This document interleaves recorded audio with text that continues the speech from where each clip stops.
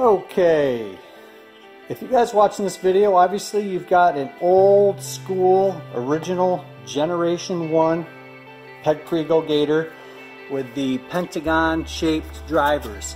So that's what it's going to look like on the outside. And since it's the first generation, chances are your tires, if your kids use it, I guess this one's not the one. It's this one right here. This one right here is not savable. I mean, it's split. It's so thin that it's cracked right through. You could do a temporary band-aid, put a bunch of rolls, wraps of duct tape on there. But again, that's a band-aid. So this is the new style. I call it the cross driver. You can get these, not this turf style, but in the XUV.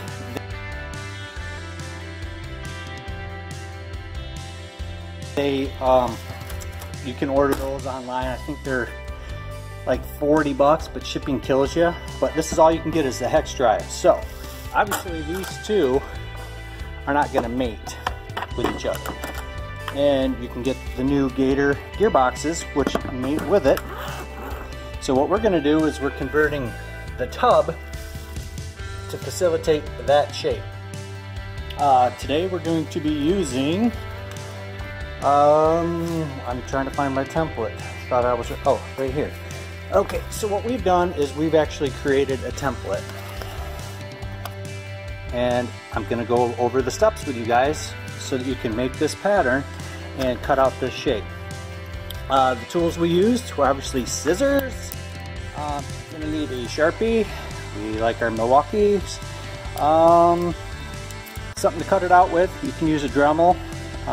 With a carbide bit, this isn't going to be as precise, and it tends to build up the molten plastic on there. And then we do use a Dremel to finish off the shape of it. So we're going to be using a jigsaw today.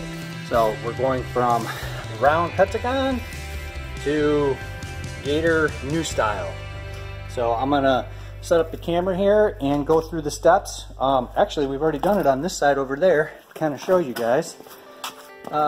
It sticks out the side. Obviously, this one's not going to stick out. So stay tuned. Okay, so before we start cutting, we obviously need to make this pattern.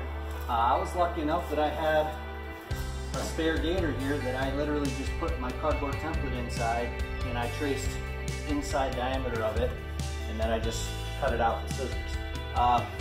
So what you guys are going to have to do, I need to talk about what you're going to need. So to do this conversion, you're going to need 2 new gearboxes, and you might as well just get brand new motors with it. And then you're also going to need the spacers. You should be able to get both of these online. I'll try to get part numbers, maybe some links to Amazon.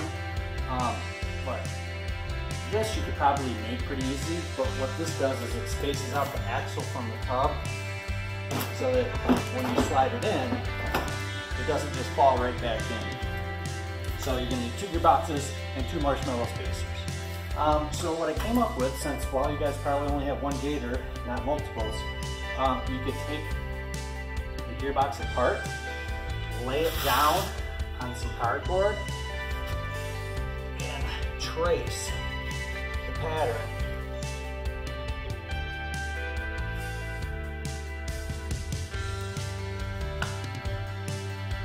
Like so, and just cut that out. It's going to take a little bit of time. You know, you've got to cut it so that it fits in there. So what I do is I make it so that it fits perfectly with it. And then I tape it in place across the top so that it can't slide.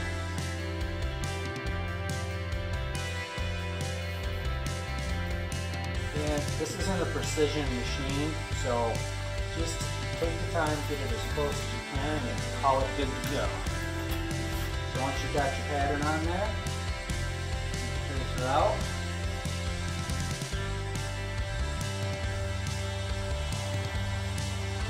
Oh, very important. Make sure you orient it the right direction. So look at this. This is the driver's side or left. You want the big hump facing forward. I purposely put out on my template so that I know when you transfer this over to the other side, you want out to be on the outside so that the hump is going to be on the back. Because they're the exact same gearboxes, it just goes in there reversed or mirror imaged. So once you got the template on there, we're going to take our old Sawzall, and we use a very, very narrow blade on here so that we can do some serious turning easily. We're just going to start here.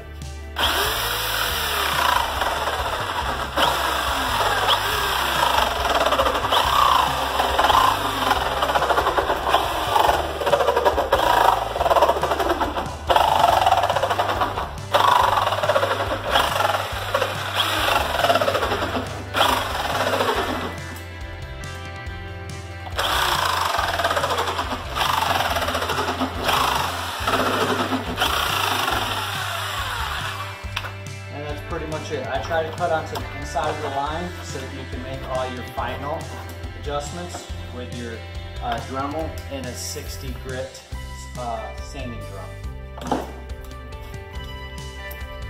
So we're gonna just make sure and see if we need to do any final tweaking. So yeah, see it's a little tight because I actually left the line. So what you're gonna do is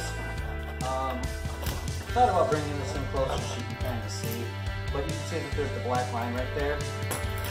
Just switch over to my plug here and just go through it, make it look pretty.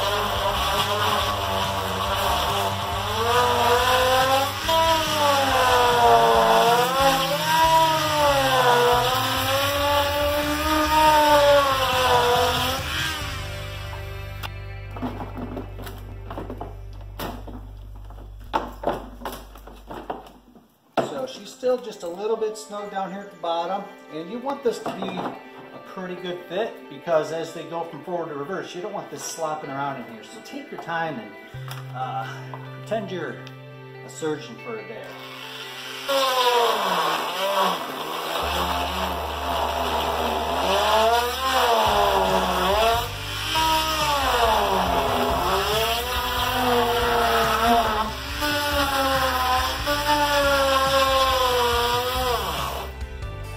Alright, that should fit her in there.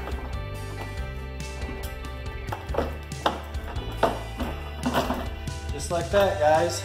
So that's how you convert the tub over to the new style.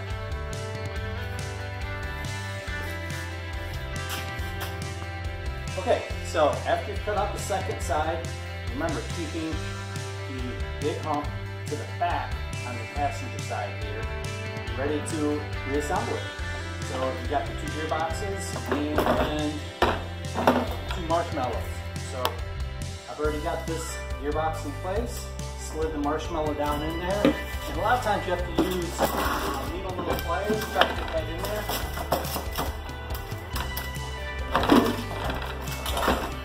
So get the axle almost all the way through so you can slide your second gearbox in place. And then, here's the trickiest part, is getting this spacer in there. If you've got fat hands, you gotta kind of feel it, you know, because there's no hair around it. So, I'm going to get the old rubber mallet out, because this is a pretty tight fit.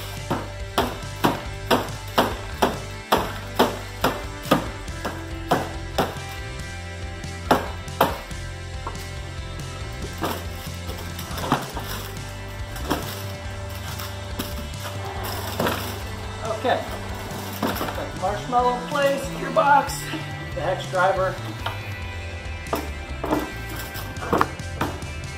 goes in place like that. All it is a 13mm washer and a nut. I don't know where it is. Oh, I know where it is. Sitting right here on the front wheel. Put your washer in place. Put your nut on there. And you can do it two ways.